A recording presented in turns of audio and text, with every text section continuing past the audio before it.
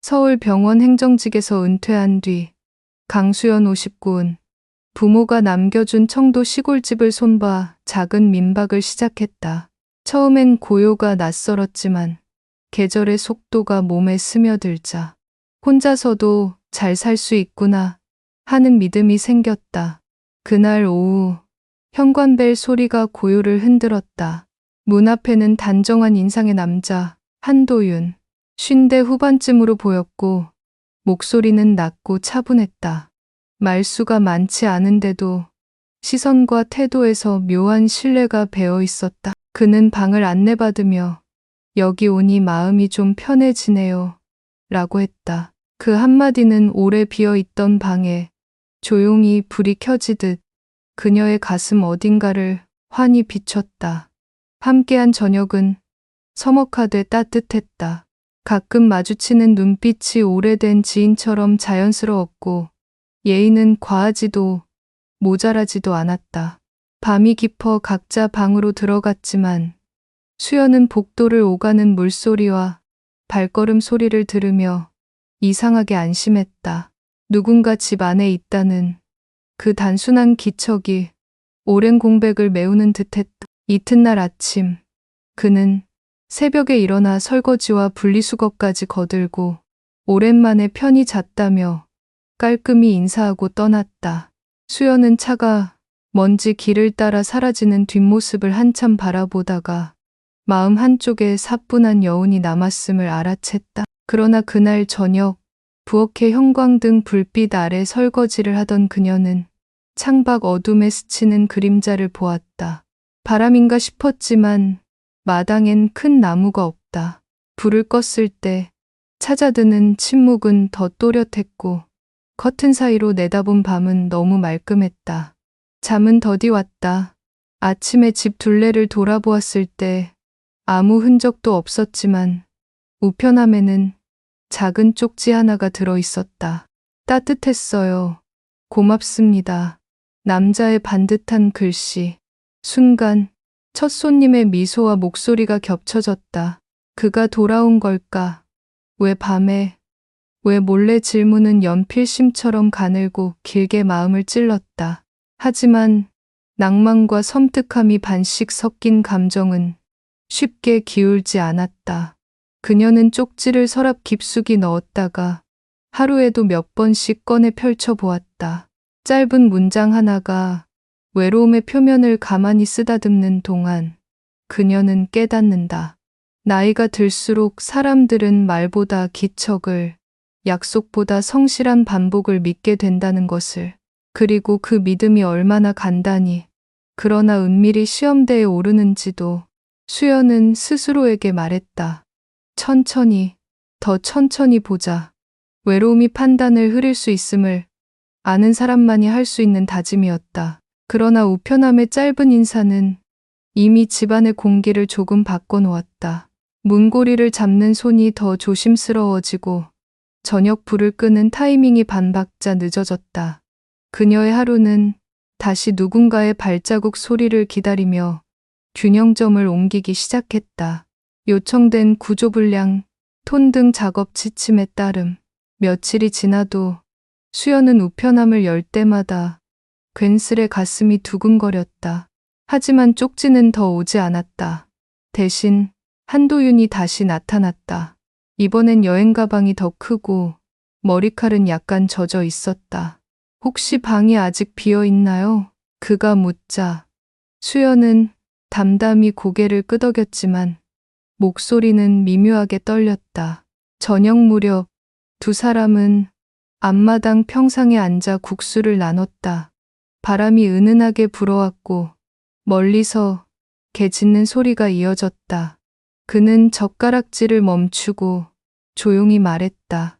여기 있으면 세상과 거리가 멀어진 것 같아요. 저는 그게 좋아요. 수연은 대답 대신 살짝 웃었다.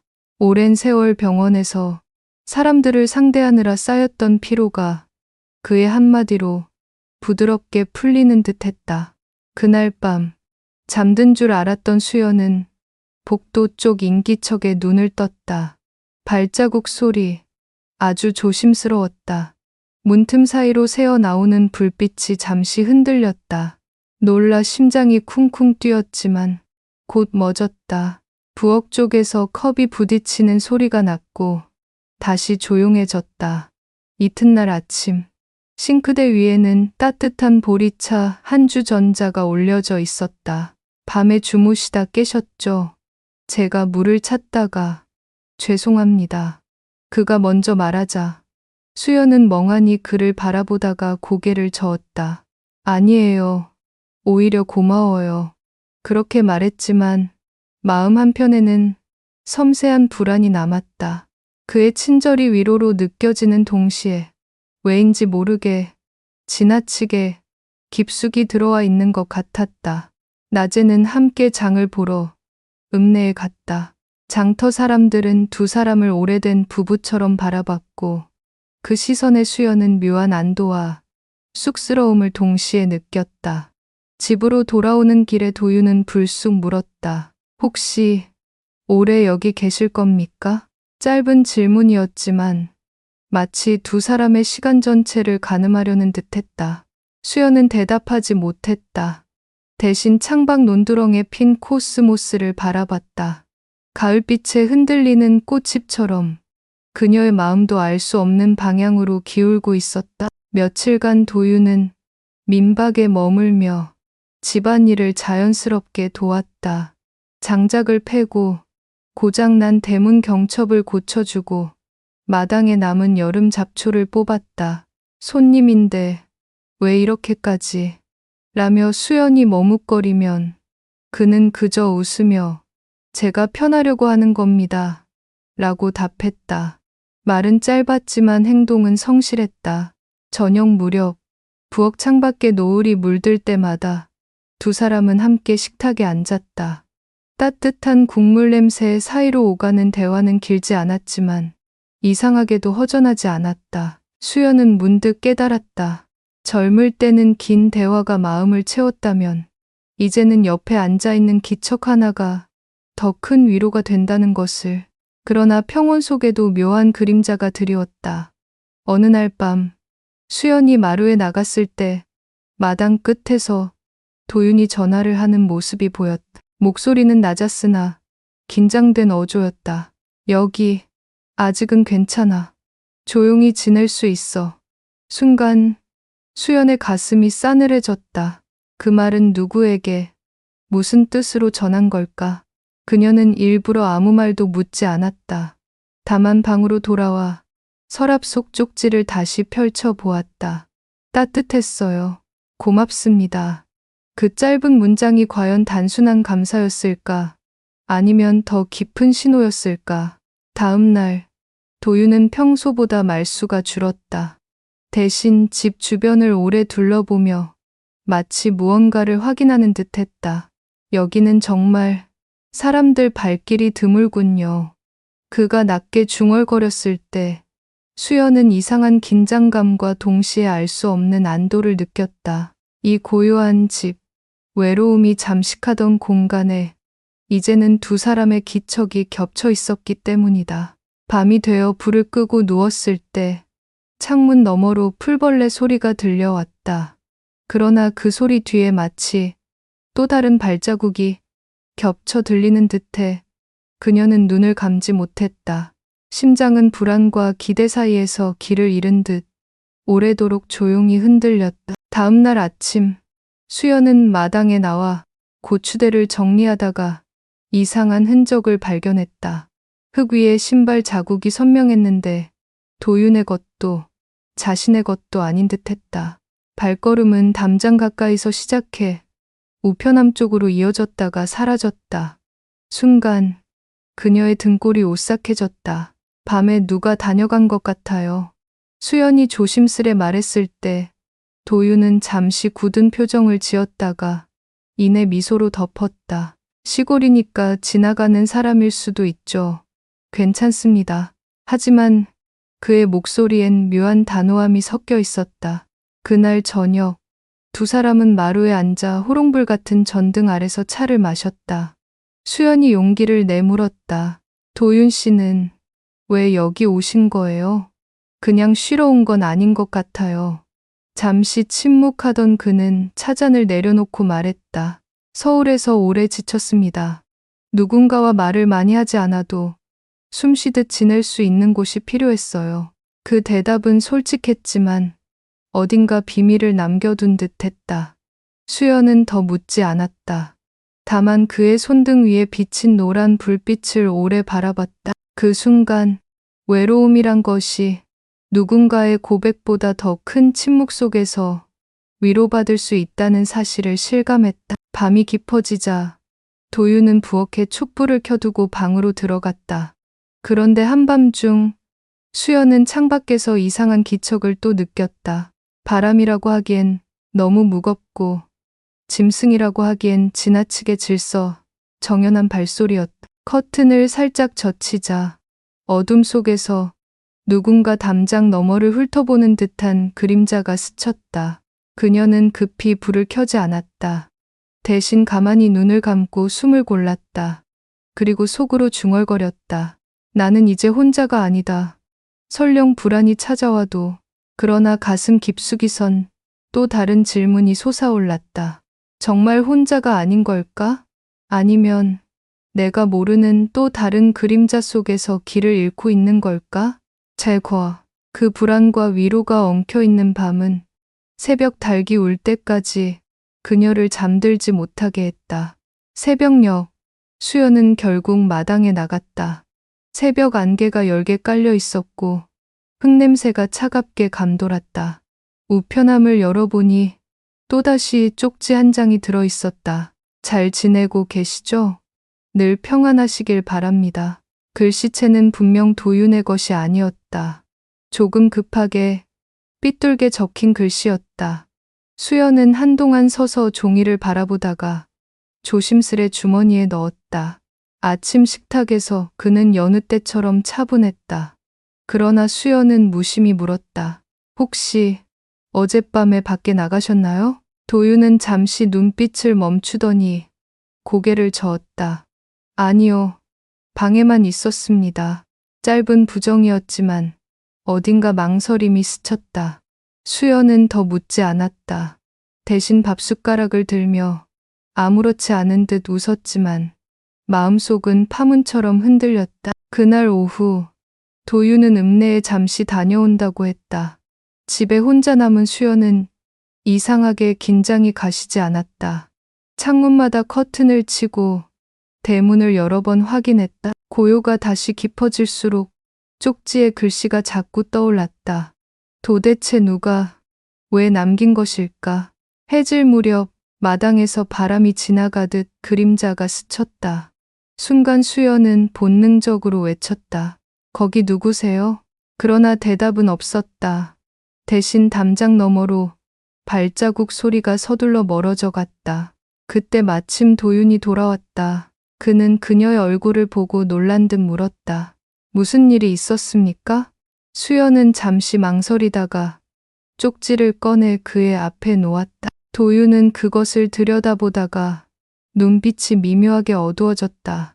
그리고는 짧게 말했다. 제가 말씀드리지 못한 게 있습니다. 순간 공기가 얼어붙었다. 수연은 그제야 깨달았다. 그가 이곳에 온 이유가 단순한 쉼만은 아닐 수도 있다는 사실을. 그녀의 마음은 두 갈래로 찢겨졌다. 믿음으로 기댈 것인가? 아니면 알 수 없는 불안을 더 깊이 추궁할 것인가? 하지만 아직은 아무 말도 할 수 없었다. 단지 저녁 햇살 속에서 그의 옆모습을 바라보며 불안과 안도가 뒤섞인 채 앉아 있을 뿐이었다. 저녁 식탁은 무겁게 가라앉아 있었다. 수연은 억지로 수저를 움직였지만 맛을 느낄 수 없었다. 도윤은 말없이 국을 떠먹다 이내 숟가락을 내려놓았다. 사실 저는 여기 오기 전부터 이 집을 알고 있었습니다. 그의 고백은 낮게 그러나 뚜렷하게 떨어졌다. 수연은 놀라 눈을 크게 떴다. 알고 있었다니 무슨 말씀이세요? 도윤은 잠시 숨을 고르더니 천천히 말을 이었다. 젊었을 때 제 친구가 이 동네에 살았습니다. 그 친구가 늘 이야기하던 곳이 바로 이 집이었어요. 나무로 둘러싸여 있고 조용하고 마음을 쉬게 해주는 집이라고. 그 말은 얼핏 평범했지만 수연의 마음속에서는 수많은 조각들이 부딪혔다. 그가 처음 현관에 서 있었을 때 느꼈던 낯설지 않은 친근감, 그리고 반복적으로 남겨지는 쪽지들. 그럼 그 쪽지는? 수연이 조심스레 묻자 그는 고개를 저었다. 제가 쓴 게 아닙니다. 하지만 누군가 이 집을 계속 지켜보고 있다는 건 사실 같습니다. 순간 집안 공기가 서늘해졌다. 수연은 본능적으로 커튼 너머 어둠을 훑어보았다.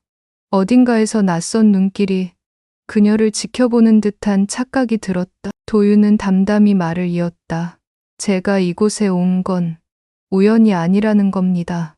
솔직히 말씀드리면 그 누군가를 피하고 싶어서였는지도 모르겠습니다. 그의 고백은 애매했지만 동시에 깊은 고립감이 묻어 있었다. 수연은 더 캐묻고 싶은 마음과 차라리 아무것도 모른 척하고 싶은 마음 사이에서 흔들렸다. 그날 밤 그녀는 방에 누웠지만 잠들지 못했다. 창문 틈 사이로 들어오는 바람이 자꾸만 귀에 발소리처럼 들렸다. 그리고 책상 위 쪽지가 은은히 빛을 반사했다. 늘 평안하시길 바랍니다. 수연은 손을 뻗어 그 쪽지를 쥐었다. 종이의 거친 감촉이 마치 누군가의 손길처럼 느껴졌다. 그리고 깨달았다. 이 집을 둘러싼 고요는 단순한 고요가 아니라는 것을. 밤이 깊자 수연은 결국 등을 기대고 앉아 있었다. 잠은 오지 않았고 창밖 풀벌레 소리는 이상하게 날카로웠다. 도윤의 고백이 귓가에 맴돌았다. 누군가 이 집을 지켜보고 있습니다. 그때 마당에서 낮은 바람 소리와 함께 자갈이 바스락거렸다. 수연은 심장이 철렁 내려앉는 것을 느끼며 커튼을 살짝 젖혔다. 희미한 달빛 속 담장 너머로 어두운 그림자가 천천히 움직였다. 사람인지 허상인지 분간이 되지 않았다. 그 순간 방문이 가볍게 두드려졌다. 수연 씨, 괜찮으세요? 도윤의 목소리였다. 놀라 문을 열자 그는 손전등을 들고 서 있었다. 눈빛은 진지했지만 어딘가 불안이 묻어 있었다. 밖에 누가 있는 것 같아요. 수연이 속삭이자 그는 잠시 말없이 그녀를 바라보다가 대문 쪽으로 발걸음을 옮겼다. 둘은 함께 마당으로 나갔다.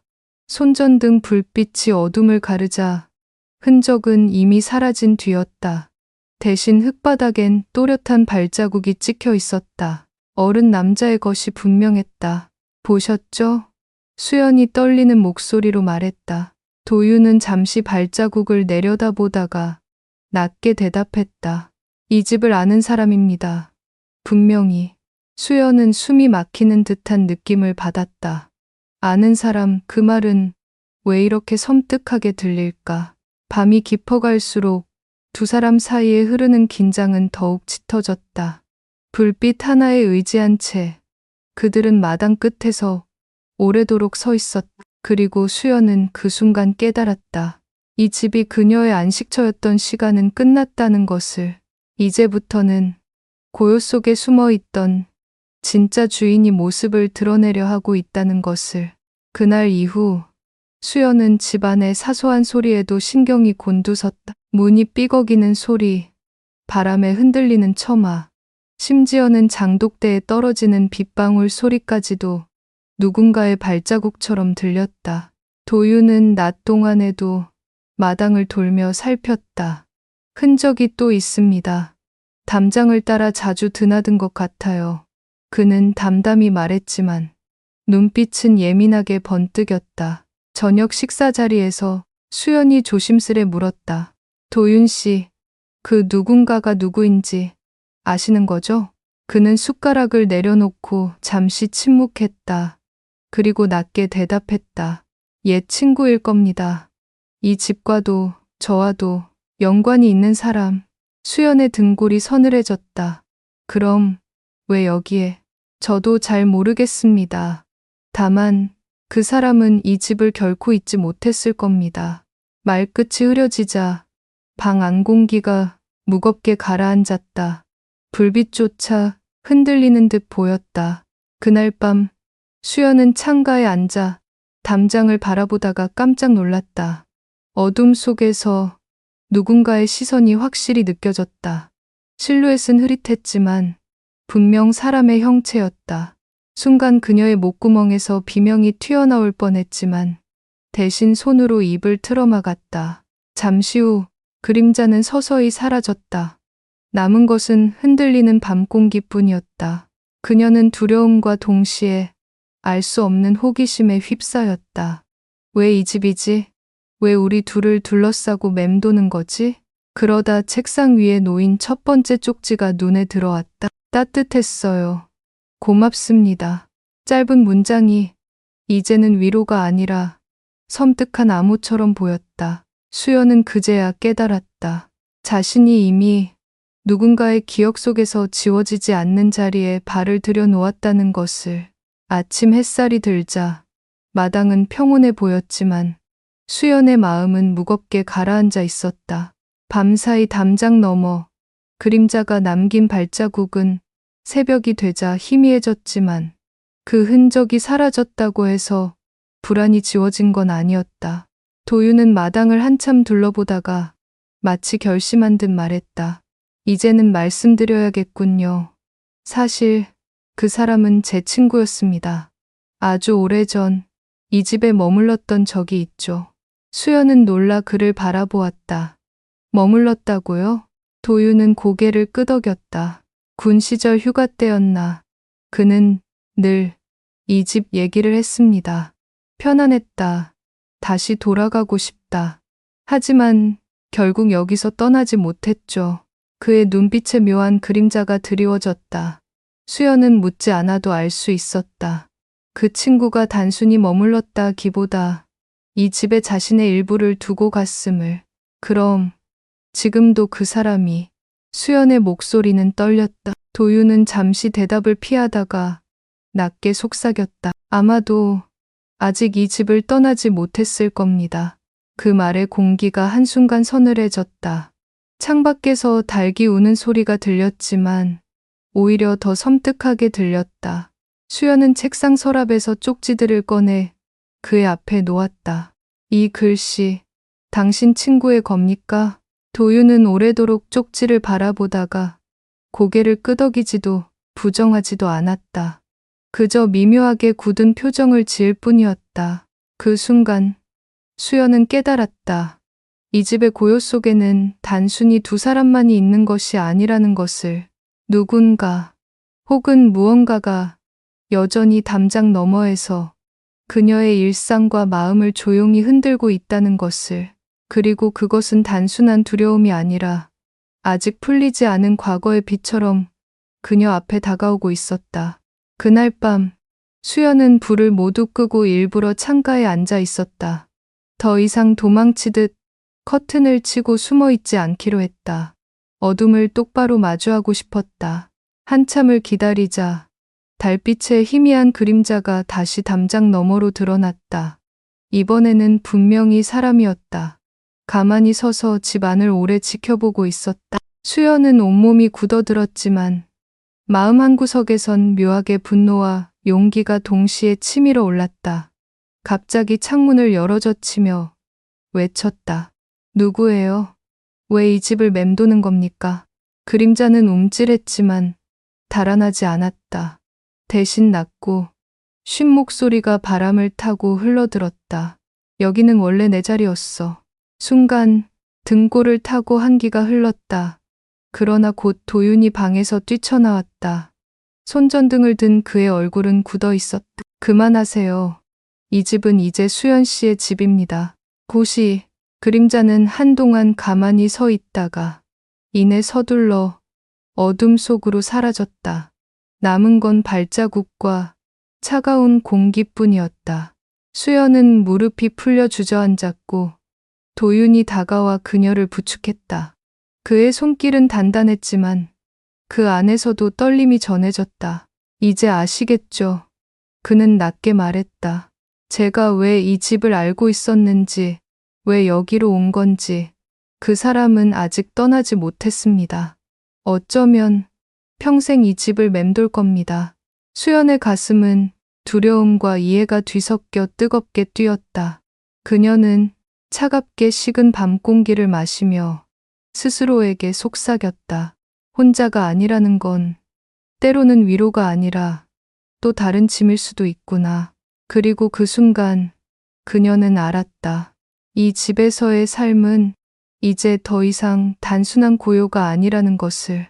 그 고요는 과거의 발자국과 아직 끝나지 않은 인연과 함께 이어져 가야 할 길이라는 것을. 이튿날 아침, 수연은 부엌 창가에 서서 차를 끓이며 깊은 숨을 내쉬었다. 밤새 그림자가 남긴 말. 여기는 원래 내 자리였어. 가 여전히 귓가에 맴돌았다. 그때 도윤이 들어와 조용히 물컵을 내려놓았다. 오늘은 읍내 파출소에 들러야겠습니다. 더 이상 이대로 둘 수는 없어요. 그의 목소리는 단호했지만 눈빛 어딘가엔 지친 그림자가 드리워져 있었다. 수연은 잠시 망설이다 고개를 저었다. 아니요. 아직은 그럴 필요 없어요. 어쩌면 그 사람은 그냥 이 집을 그리워하는 것뿐일 수도 있어요. 도윤은 그녀를 똑바로 바라봤다. 하지만 수연 씨는 두려워하고 있잖아요. 그 말에 수연은 잠시 말을 잃었다. 두려움과 함께 이상하게도 연민이 스며드는 걸 부정할 수 없었다. 이 집을 떠나지 못하는 누군가, 그리고 자신 또한 이 고요에 묶여 있다는 사실이 기묘하게 겹쳐졌다. 그날 오후 그녀는 마당에 오래된 창고를 정리하다가 낡은 상자를 발견했다. 안에는 빛바랜 사진 몇 장과 누군가 서툴게 쓴 편지들이 들어있었다. 편지에는 같은 문장이 반복돼 있었다. 이 집에서만 나는 살아있다고 느꼈다. 수연은 손끝이 저려왔다. 글씨는 분명 어젯밤 쪽지의 필체와 닮아 있었다. 저녁이 되자 두 사람은 무거운 침묵 속에 식탁에 마주 앉았다. 수연은 편지를 꺼내 도윤 앞에 놓으며 물었다. 이 글씨, 당신 친구의 것이죠? 도윤은 오래도록 침묵하다가 고개를 끄덕였다. 그 친구는 세상과 어울리지 못했습니다. 그래서 늘 이 집을 유일한 안식처라 불렀죠. 순간 수연의 마음에 섬뜩한 깨달음이 스쳤다.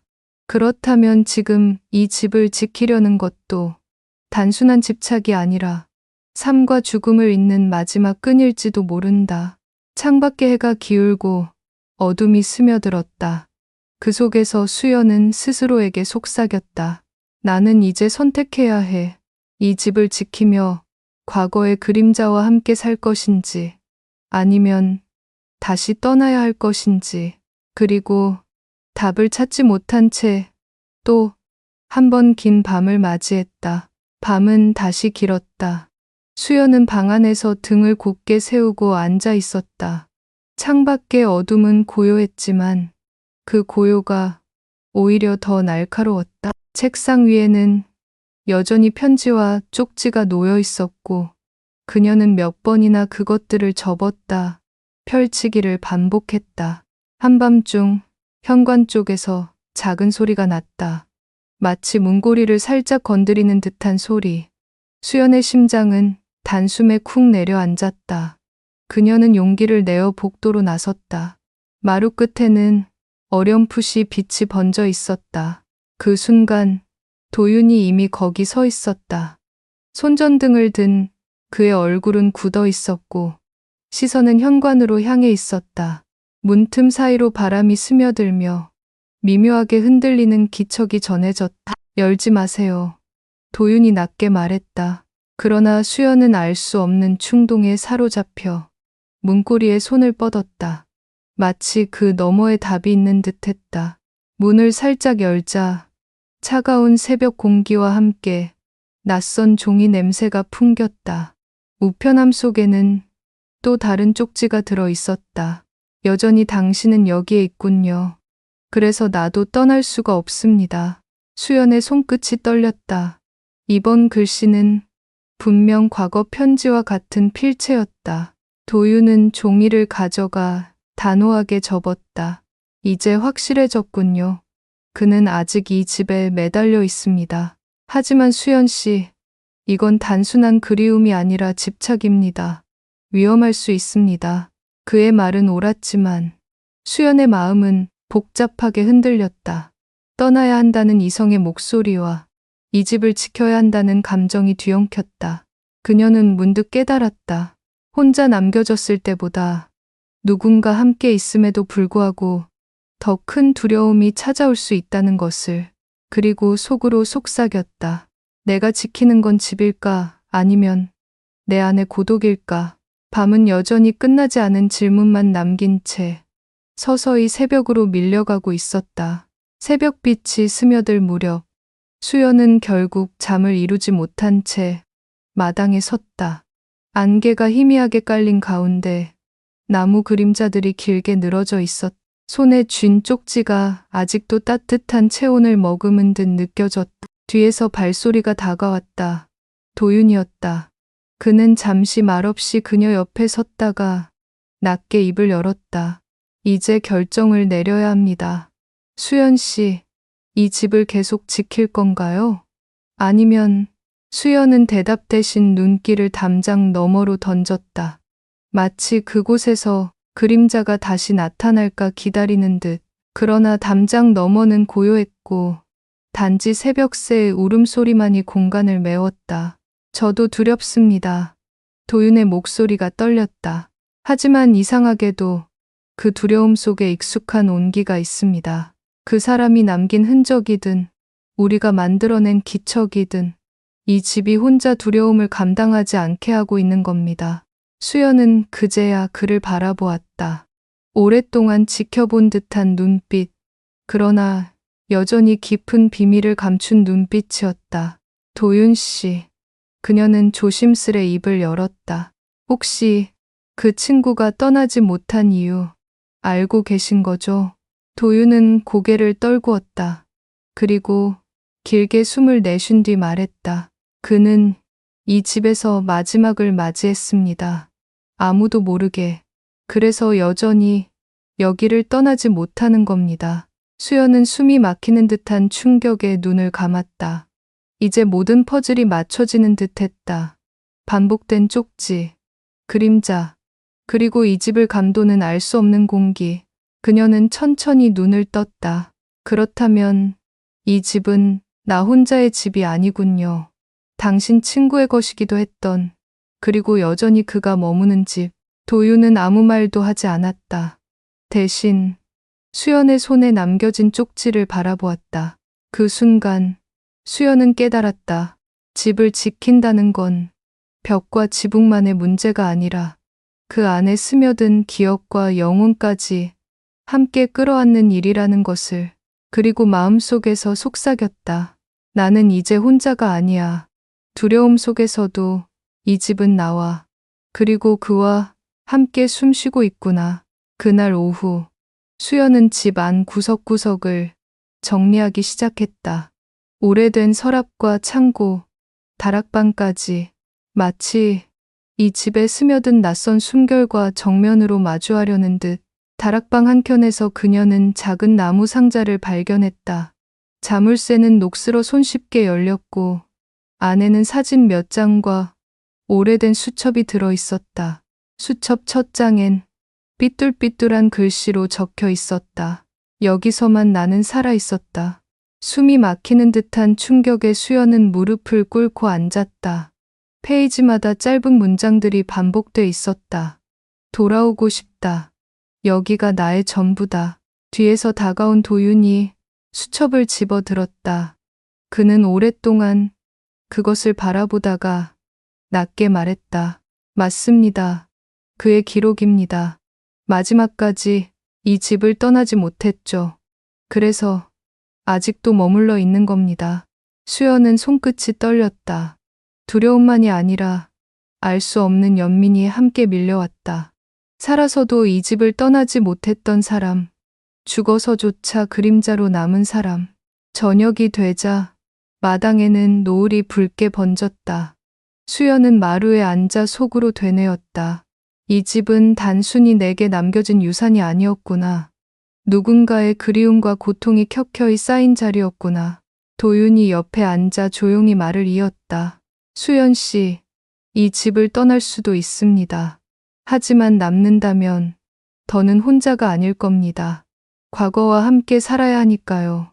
수연은 하늘빛이 어둠으로 바뀌는 것을 지켜보며 스스로에게 물었다. 나는 두려움 속에서라도 이 집을 지킬 수 있을까? 아니면 평온을 위해 떠나야 할까? 그 질문은 답을 주지 않았다. 다만 어둠 속에서 또다시 바람이 흔들리고 담장 너머 어딘가에서 보이지 않는 시선이 느껴질 뿐이었다. 그리고 수연은 알았다. 이 집의 고요는 끝나지 않을 것이며 그 고요와 마주하는 선택은 이제 자신의 몫이라는 것을. 밤이 깊자 수연은 더 이상 두려움에 몸을 떨며 숨지 않기로 했다. 등불 하나만 켜둔 채 마루에 앉아 담장 너머의 어둠을 똑바로 바라보았다. 고요 속에서 풀벌레 소리가 잦아들고 이내 익숙한 발자국 소리가 흙길 위에 번졌다. 그림자는 예전처럼 서성이지 않고 이번엔 담장 앞에 멈춰 섰다. 오래도록 침묵하다가 낮고 쉰 목소리가 흘러나왔다. 돌아가고 싶다. 이 집에서만 내가 숨을 쉬었으니까. 수연은 온몸이 떨렸지만 이번엔 용기를 내어 입을 열었다. 여기는 이제 제 집입니다. 하지만 당신이 남겨둔 마음도 제가 모른 척할 수 없어요. 그 말이 바람을 타고 번져갔다. 그림자는 대답하지 않았으나 한동안 움직이지 않고 서 있었다. 마치 그 말이 스며드는데 시간이 필요한 듯. 뒤에서 도윤이 다가와 그녀 곁에 섰다. 손전등 대신 작은 촛불 하나를 들고 있었다. 당신 친구에게 전해주세요. 수연이 나직이 말했다. 이 집은 아직 따뜻하다고. 그래서 이제는 떠나도 된다고. 잠시 후 그림자가 서서히 물러났다. 달빛 아래 발자국 소리도 점점 멀어졌다. 남은 건 바람에 흔들리는 풀잎 소리뿐이었다. 수연은 촛불을 바라보았다. 작은 불꽃이 어둠을 완전히 몰아내지는 못했지만 최소한 길을 잃지 않게 비추고 있었다. 그녀는 속으로 중얼거렸다. 나는 이 집을 지키겠다. 두려움 속에서도 이곳에 스며든 모든 기억과 함께. 도윤은 고개를 끄덕이며 조용히 그녀 옆에 앉았다. 그 순간 수연은 알았다. 더 이상 혼자가 아니라는 것을. 그러나 어딘가에서는 아직도 미련 어린 발자국이 남아있을지도 모른다. 그리고 그 발자국의 끝을 따라가야 할 날이 언젠가는 올 것임을 그녀는 직감했다. 다음 날 아침, 안개가 걷히자 마당은 고요했다. 그러나 수연의 마음은 전날 밤의 그림자를 잊지 못했다. 담장 너머 발자국은 사라졌지만 여전히 누군가 곁에 서 있는 듯한 기척이 공기 속에 남아 있었다. 부엌에서 아침을 준비하던 수연은 문득 창고 쪽을 바라보다가 멈칫했다. 창문 틈 사이로 희미한 글씨가 보였다. 가까이 다가가 보니 먼지가 쌓인 유리 위에 손가락으로 쓴 듯한 문장이 남아 있었다. 떠나야 할 사람은 나일까, 당신일까? 숨이 막히는 듯한 두려움이 엄습했다. 순간 문 밖에서 도윤이 들어왔다. 그녀의 얼굴을 본 그는 곧바로 글씨를 확인하곤 굳은 목소리로 말했다. 그는 여전히 이 집에 머물고 있습니다. 하지만 이제는 단순한 집착이 아니라 선택을 강요하려 하고 있군요. 수연은 떨리는 손으로 글씨를 지워버렸다. 그러나 그 흔적은 눈앞에서 사라졌어도 마음속에서는 지워지지 않았다. 저녁이 되자 두 사람은 마루에 앉아 차를 마셨다. 노을빛이 사라지고 어둠이 찾아오는 순간 수연이 입을 열었다. 도윤 씨, 만약 제가 이 집을 떠난다면 그 사람도 따라올까요? 아니면 여기 남을까요? 도윤은 깊게 눈을 감았다가 천천히 대답했다. 아마 이 집에 묶여 있을 겁니다. 하지만 수연 씨가 남는다면 그는 더 강하게 기척을 드러낼 수도 있겠죠. 그 대답은 위로이자 경고였다. 수연은 한참 동안 말없이 촛불을 바라보았다. 작은 불꽃이 흔들리며 어둠과 싸우는 모습이 마치 지금의 자신 같았다. 그리고 속으로 다짐했다. 떠나는 것도 남는 것도 두려움이라면 나는 남겠다. 적어도 두려움 속에서 나 자신을 잃지는 않으리라. 그 순간 어둠 저편에서 바람이 일었고 담장 너머 어딘가에서 낮은 웃음 같은 기척이 스쳤다. 수연은 눈을 감았다. 그것이 조롱인지 혹은 안도의 마지막 인사인지 알 수 없었다. 다만 분명한 건 이제 이 집은 단순한 고요가 아닌 살아있는 자와 떠나지 못한 자가 함께 숨쉬는 공간이 되었다는 사실이었다. 그날 밤 수연은 촛불을 끄지 않은 채 잠자리에 들었다. 희미한 불빛은 방 안을 어렴풋이 비추며 그녀에게 최소한의 용기를 주고 있었다. 그러나 깊은 새벽, 문득 귀를 스치는 속삭임이 들려왔다. 여전히 여기 있군요. 수연은 숨이 멎는 듯 가만히 귀를 기울였다. 목소리는 분명 가까웠지만 문 밖인지 머릿속인지 알 수 없었다. 그녀는 떨리는 손으로 촛불을 붙잡듯 두 손을 모았다. 잠시 후 방문이 가볍게 두드려졌다. 도윤이었다. 못 주무시죠? 그는 그녀의 눈빛을 보고 잠시 머뭇거리더니 말했다. 제가 여기 있는 동안만이라도 두려워하지 마세요. 제가 지키겠습니다. 그 말은 위로였지만 동시에 또 다른 불안을 남겼다. 그가 떠난 뒤에는 나 혼자 감당해야 할까? 다음 날 두 사람은 함께 집 주변을 살폈다. 담장 아래엔 또렷한 발자국이 이어져 있었고 이번엔 우편함 속이 비어 있었다. 하지만 비어 있다는 사실이 오히려 더 섬뜩했다. 언제든 다시 나타날 수 있다는 증거였기 때문이다. 저녁 무렵 수연은 결심한 듯 도윤에게 물었다. 그 사람, 도대체 왜 이 집을 떠나지 못하는 거죠? 도윤은 잠시 침묵하다가 낮게 대답했다. 여기서 마지막 순간을 맞았으니까요. 이 집이 그 사람에게는 삶의 끝이자 유일한 안식처였으니까. 수연은 깊은 숨을 내쉬었다. 두려움이 아직 짙게 남아 있었지만 동시에 이해할 수 없는 연민이 스며들었다. 밤이 되자 그녀는 일부러 창문을 열어두었다. 차가운 공기와 함께 고요가 스며들었고 담장 너머에서 또다시 발자국 소리가 들려왔다. 수연은 이번엔 눈을 감지 않았다. 차가운 두려움을 껴안으며 속으로 속삭였다. 떠나지 못해도 좋다. 하지만 이 집은 이제 나의 집이기도 하다. 그 순간 바람에 흔들리던 나무 그림자가 마치 고개를 끄덕이는 듯 일렁였다.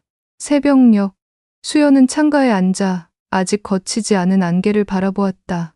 마당은 고요했지만 그 고요 속에는 낯선 기척이 숨어 있는 듯했다. 손끝에는 여전히 어젯밤의 떨림이 남아 있었다. 뒤에서 도윤이 다가와 조용히 물었다. 이제 알 것 같습니까? 왜 이 집이 그 사람을 묶어두는지. 수연은 대답 대신 다락방에서 발견했던 수첩을 꺼내 펼쳤다. 거기엔 마지막 문장이 적혀 있었다. 이 집은 나의 무덤이자 안식이다. 숨이 막히는 듯한 고백 앞에서 그녀는 한동안 말을 잇지 못했다. 도윤은 수첩을 덮으며 낮게 속삭였다. 그는 결국 떠날 수 없을 겁니다. 하지만 수연 씨, 당신은 선택할 수 있습니다. 그 말은 뼈 깊숙이 스며드는 경고처럼 들렸다. 그러나 동시에 묘한 해방감도 느껴졌다. 떠날 수 있다는 가능성은 두려움 속에서도 하나의 빛이었으니까. 저녁이 되자 수연은 마루에 앉아 촛불을 켰다. 바람이 불어 불꽃이 흔들릴 때마다 마치 그림자가 그 불빛에 고개를 숙이는 듯 보였다. 그녀는 조용히 중얼거렸다. 나는 남겠다. 이 집은 내 부모가 남겨준 자리이고 내 삶의 쉼터니까. 두려움도 그림자도 모두 함께 안고 살겠다. 도윤은 옆에서 잠시 그녀를 바라보다가 천천히 고개를 끄덕였다. 그렇다면 저 역시 곁을 지키겠습니다. 최소한 더 이상 혼자가 아니도록. 바람에 담장 너머 풀잎이 흔들렸고 희미한 발자국 소리가 또다시 흘러왔다. 그러나 이번엔 수연의 심장이 덜 요동쳤다. 그녀는 깨달았다. 두려움은 여전하지만 이제는 그 두려움을 나눌 기척이 곁에 있다는 것을. 그리고 그 순간 집안의 고요가 조금은 다르게 들렸다. 더 이상 섬뜩한 침묵이 아니라 함께 살아가는 순결처럼. 며칠 동안 그림자는 담장 너머에서만 맴돌았다. 발자국이 새로 생겼다가 비에 씻겨 사라지고 다시 나타나기를 반복했다. 수연은 더 이상 놀라 달아나지 않았다. 대신 매일 저녁 촛불을 켜고 그 불빛이 창밖으로 번지게 두었다. 마치 신호 같군요. 도윤이 말했다. 네. 하지만 이제는 두렵지 않아요. 수연은 미소를 지었다. 그녀의 표정 속엔 여전히 긴장감이 있었지만 처음 이 집에 홀로 남았을 때와는 달랐다. 어느 날 우편함 속에서 마지막처럼 보이는 쪽지가 발견됐다. 고맙다. 따뜻했다. 이제 떠나야겠다. 수연은 종이를 손에 쥐고 오래도록 바라보았다. 그동안 반복되던 집착과 발자국의 흔적이 마침내 끝을 고하듯 담담하게 적혀 있었다. 그날 밤 담장 너머는 유난히 고요했다. 바람조차 잠든 듯 그림자 하나 스치지 않았다. 수연은 창문을 열고 긴 숨을 내쉬었다. 정말 끝난 걸까? 도윤은 옆에서 낮게 말했다. 아마 이제야 진짜로 떠난 겁니다.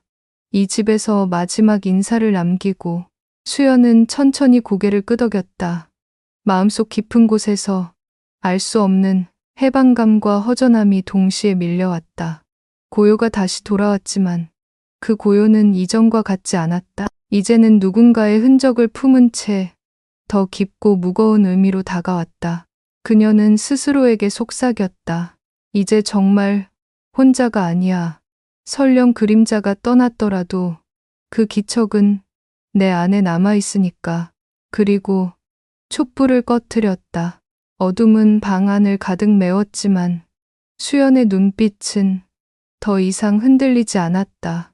아침 햇살이 담장을 넘어 들이치자 수연은 마당에 서서 긴 숨을 내쉬었다. 며칠째 이어지던 발자국도 기척도 더 이상 나타나지 않았다. 우편함은 텅 비어 있었고 공기는 맑고 고요했다. 도윤이 옆에 다가와 말했다. 이제 정말 끝난 것 같습니다. 수연은 고개를 끄덕이며 대답했다. 네. 하지만 이상하죠. 두렵던 그림자가 사라졌는데 오히려 허전하네요. 그녀는 다락방에서 발견한 수첩과 쪽지들을 작은 상자에 모아 정성스레 묻어주었다. 마당 한켠 감나무 그늘 아래에 작은 흙더미가 만들어졌다. 그녀는 손바닥으로 흙을 다지며 조용히 속삭였다. 이제 쉬세요. 이 집은 여전히 따뜻하니까. 그날 저녁 두 사람은 마루에 나란히 앉아 노을을 바라보았다. 붉게 물든 하늘이 천천히 어둠으로 물들고 풀벌레 소리가 하나둘 깨어났다.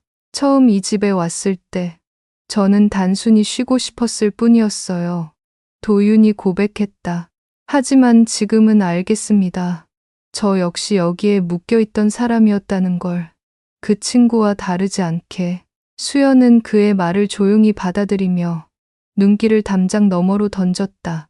이제는 그곳에서 그림자가 서성이지 않았다. 다만 바람에 흔들리는 코스모스 꽃잎만이 가볍게 흔들리고 있었다. 그녀는 마음속 깊이 다짐했다. 나는 더 이상 도망치지 않겠다.